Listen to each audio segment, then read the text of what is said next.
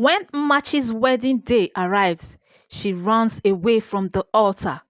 Not once but twice. The entire village believes she is cursed, but the truth lies buried beneath the orange tree in her front yard. Jealousy, dark charms, and a shocking confession explode in this emotional roller coaster of love, betrayal, and redemption in a modern Eastern Nigeria village. Will the bride ever stay, or will she lose the man who waited patiently through it all? In the peaceful village of Umuaka, people lived simple lives filled with laughter, market gossip, and evening dances. Machi was the pride of the village, a kind, beautiful girl with eyes that sparkled like the morning sun. Everyone loved her, especially her mother, Mama Machi, who called her my precious jewel. Their little white bungalow always smelled of fresh ogiri soup and happiness. But everything changed the day Mama Machi died. The laughter in the house disappeared. The air grew cold and silence took over. After some months, Machi's father, Papa Nmachi, married a woman named Udoka. She moved in with her teenage daughter, Chika, who always wore loud clothes and louder makeups. At first, Machi tried to be friendly. She helped Udoka in the kitchen, shared her books with Chika, and tried not to cry when her father seemed distant. But things quickly grew worse. Udoka took charge of the house like a soldier on parade. She shouted orders, changed the way meals were made, and locked up the food cupboard. Chika mocked Machi's simple dresses and called her bush girl. Worse still, Papa Nmachi never seemed to notice. Whenever Nmachi complained, Udoka would smile sweetly and say, "Oh, she's just imagining things. You know how girls without mothers behave." That's when the whisper started. Whispers only the walls could hear. "I won't let that girl shine," Udoka muttered one day in the kitchen, holding a strange bag filled with herbs and black powder. That night, as Machi cried softly in her room, a strange wind blew through the window and flickered the lantern. Something in the air had changed, and so the journey of bride who wouldn't stay had quietly begun. Before we continue with the interesting story, let me quickly say hi to my returning subscribers. Thank you for always coming back. And to you that is coming across this channel for the very first time, hi guys, welcome. Don't forget to hit the subscribe button, like and share this video at the end of it all. So guys, let's continue. The next morning in Umuaka was full of noises. Rooster crowing, pots clinking, and children rushing to fetch water. But none of that mattered to Nmachi. Her heart was heavy. She barely noticed her father's voice calling her outside. "Nmachi," he said, "come and greet our visitor." Standing in front of their gate was a tall, handsome man with a bright smile and a fine car parked beside him. His name was Chidi, the wealthy son of a cocoa farmer. He was polite, calm, and carried himself like a prince from Nollywood. Rumors had it that he just returned from the city and was looking for a wife.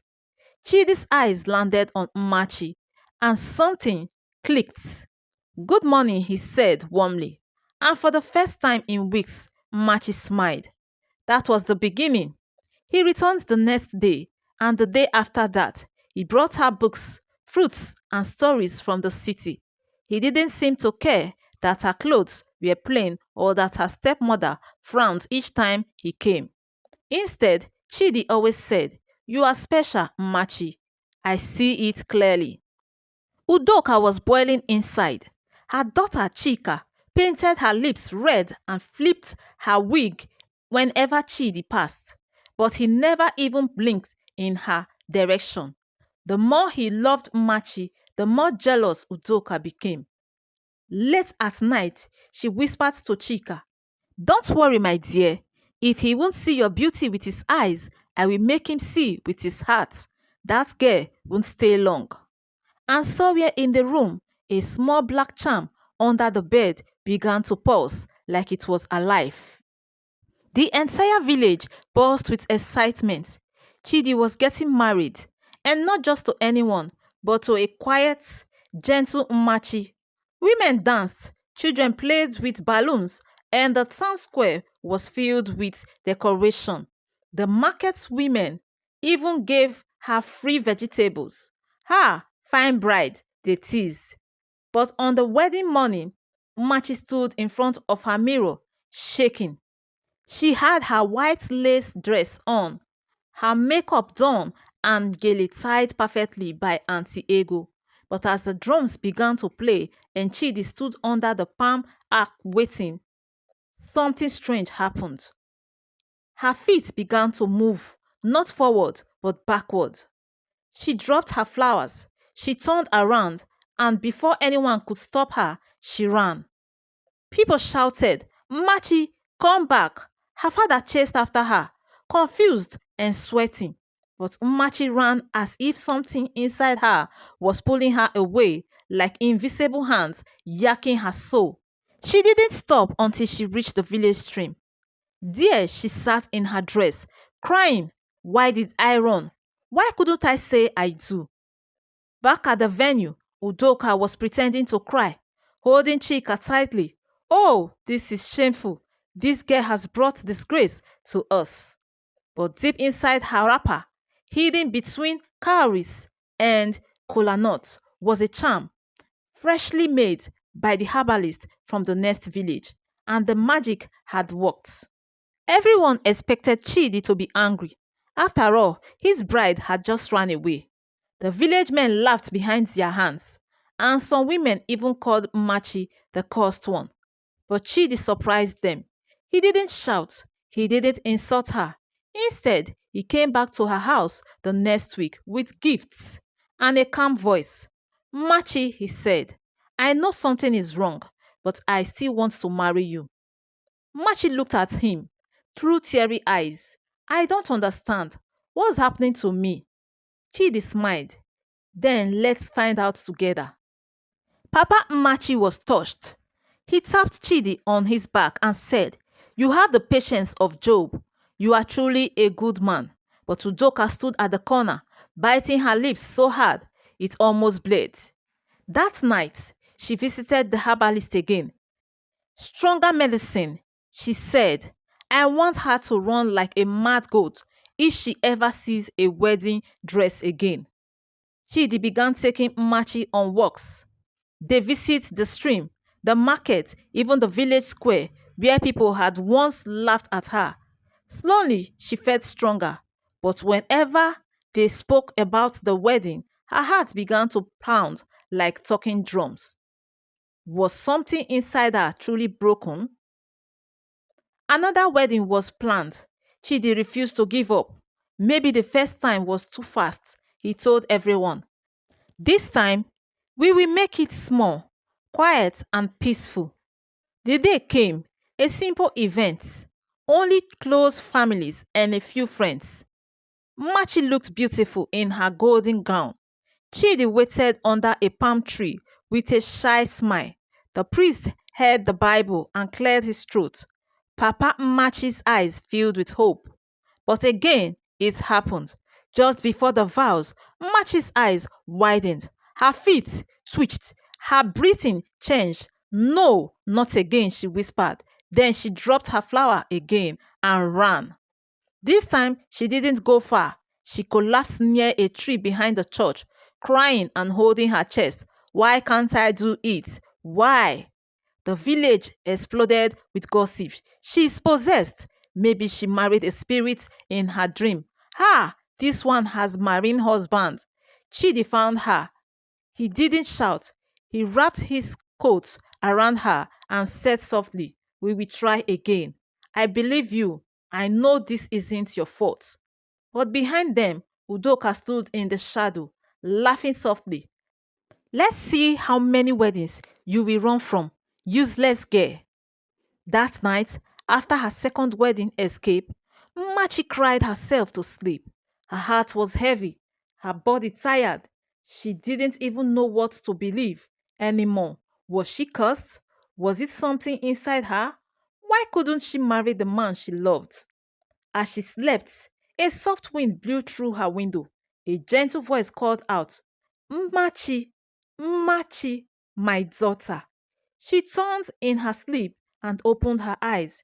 Inside a dream, there standing under the orange tree, in front of their compound, was her late mother, Mama Nmachi, wearing a white wrapper and smiling. My daughter, she said, you are not mad or cursed. Someone buried a charm to stop your joy. Go to the orange tree, dig under the soft soil. There you will find your freedom.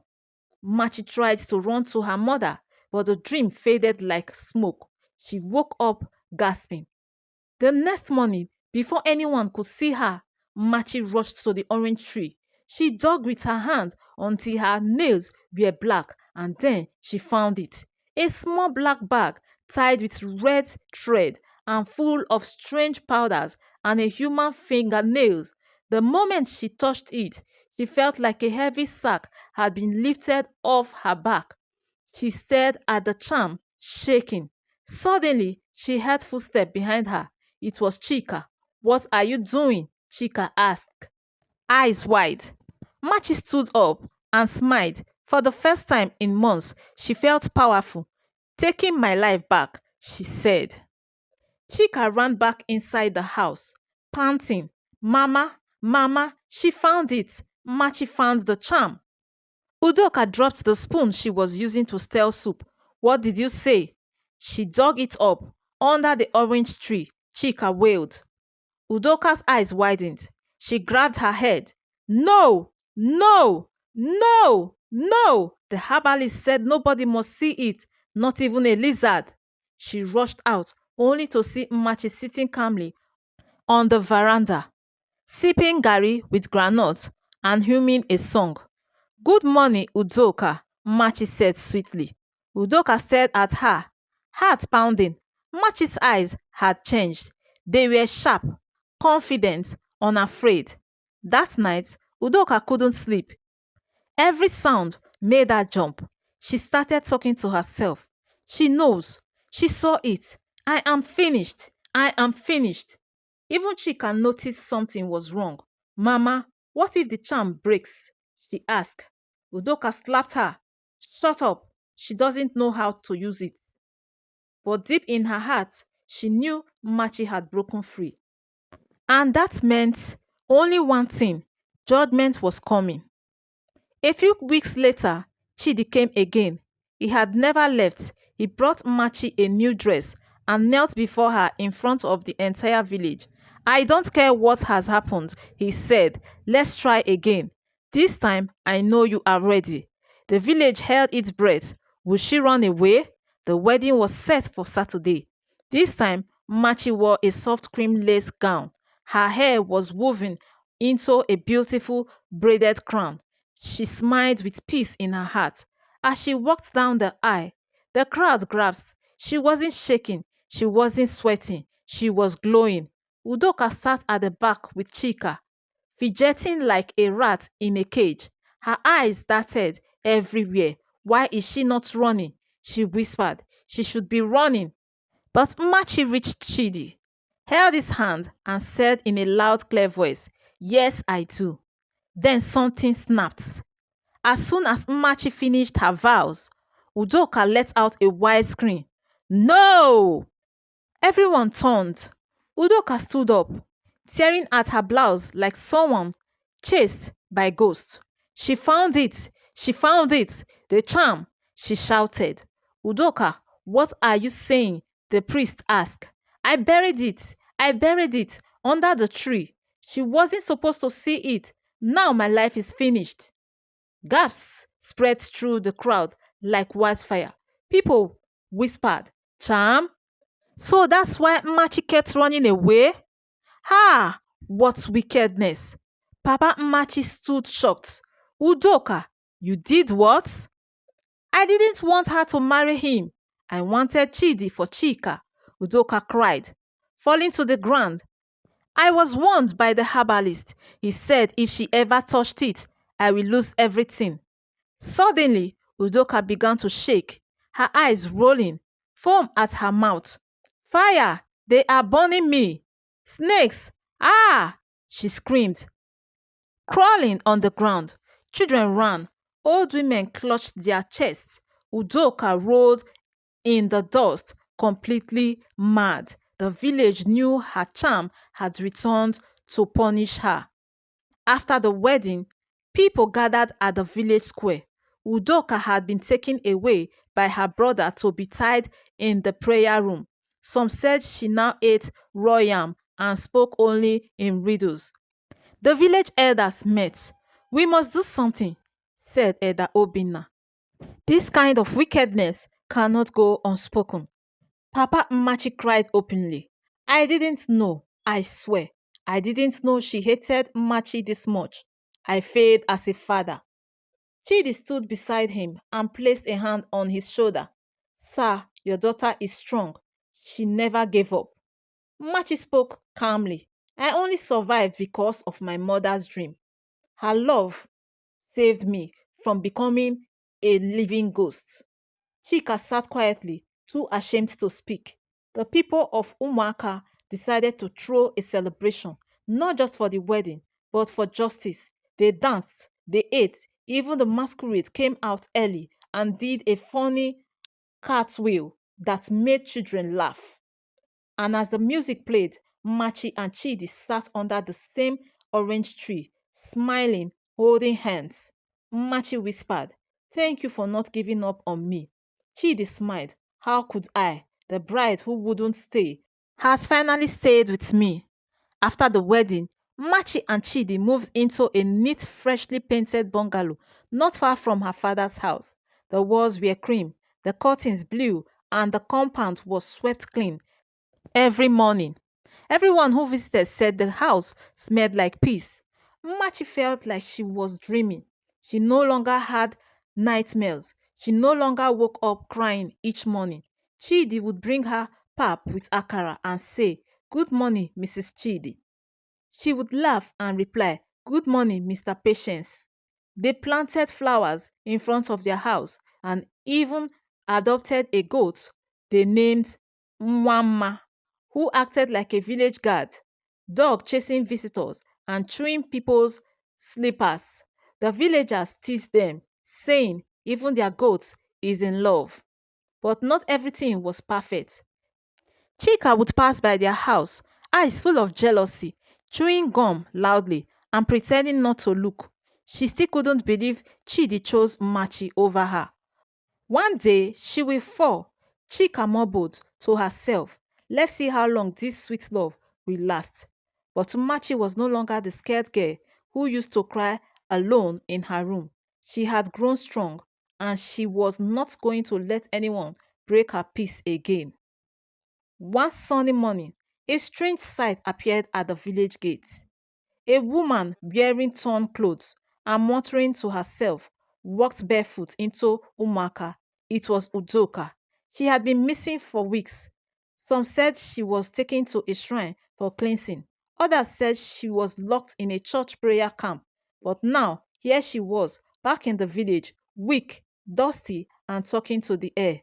"Leave me alone, tortoise, spirit," she shouted at a mango tree. People gathered. Some laughed, others shook their heads. Papa Machi came out and stared at her.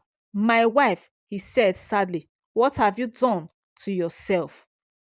Udoka looked at him, then suddenly dropped to the ground, crying. "I wanted a better life for Chika.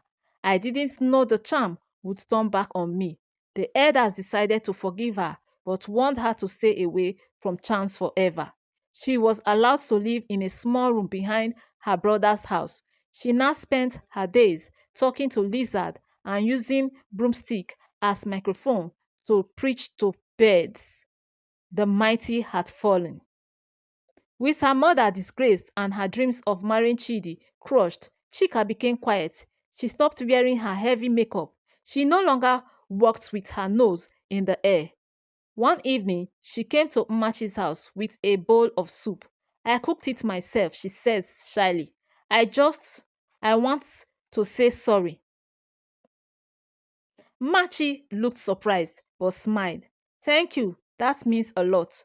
From that day, Chika started coming around more. She helped sweep, joined in cooking, and even playing with Mwama the goat, who still enjoyed stealing people's wrappers. Chidi was surprised one day when he saw Chika washing plates. Are we in another dream? He joked. Chika laughed. Maybe or maybe I have learned that jealousy is a slow poison. The three of them, Machi, Chidi, and Chika, began to build a strange but beautiful peace.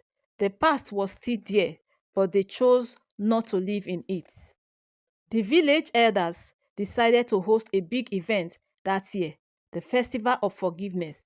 It was a new idea to bring people together, settle old quarrels, and promote peace. There were dancers, drummers, palm wine, and even a sack race that made everyone laugh when one of the elders fell and rolled like a football.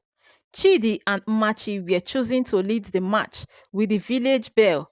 People cheered as they walked side by side in their matching Ankara outfits. During the festival, Udoka was brought forward. The priest asked if she had anything to say. She looked down and mumbled, I am sorry. Then she turned to Nmachi. You were never useless. I was just blind. Nmachi didn't say anything at first. Then she walked over and hugged her. The crowd clapped. Even Chika cried. Moral lesson. Chidi never gave up on Nmachi even when others mocked her. Real love waits, listens, and supports. Udoka's envy and wickedness only brought shame and madness to her and her daughter. Jealousy never leads to happiness. What's done in darkness will always come to light.